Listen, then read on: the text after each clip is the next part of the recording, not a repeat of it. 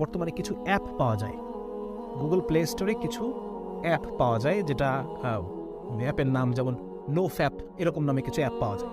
এই অ্যাপগুলো যেটা করবে আপনাকে, সেটা হচ্ছে আপনাকে প্রজেক্ট দিবে যে 2 দিন পরে আপনাকে এরকম একটা মর্যাদা দেওয়া হবে বা এরকম একটা র্যাঙ্কে আপনাকে উন্নীত করা হবে। 4 দিন পরে আপনি এই র্যাঙ্কে উঠবেন, 5 দিন পরে আপনি এই র্যাঙ্কে উঠবেন, 6 দিন পরে আপনি যদি 6 দিন হস্তমৈথুন না করে থাকেন, পর্নোগ্রাফি না দেখে থাকেন, 6 দিন পরে আপনি এই র্যাঙ্কে উঠবেন। 7 দিন পরে, 2 সপ্তাহ পরে আপনার র্যাঙ্ক হবে এইটা।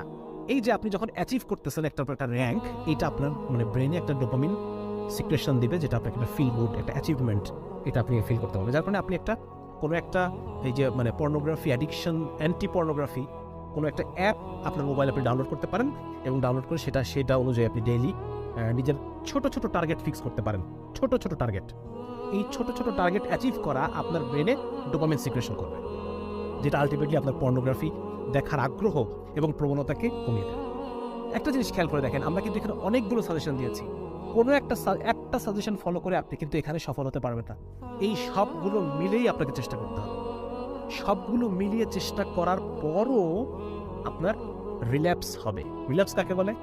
যে হয়তো কখনো আপনি শয়তানের কাছে হেরে গেলেন, হ্যাঁ, কখনো আপনি শয়তানের ওয়াসওয়াসায়, নফসের প্ররোচনার সাথে আপনি আর পেরে উঠলেন না, হ্যাঁ, আপনার দ্বারা আবার গুনাহ হয়ে গেল।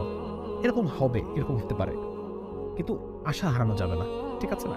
আমরা এটা আমাদের পডকাস্টে আলোচনা করেছি যে আল্লাহর রহমত থেকে নিরাশ হওয়া, এটা আমাদের আলেমরা বলেন এটা কুফর।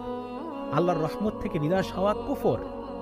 সুতরাং আমরা কখনোই আল্লাহর রহমত থেকে নিরাশ, আমরা রাসূল সাল্লাল্লাহু আলাইহি ওয়াসাল্লামের সেই হাদিসে বিশ্বাস করি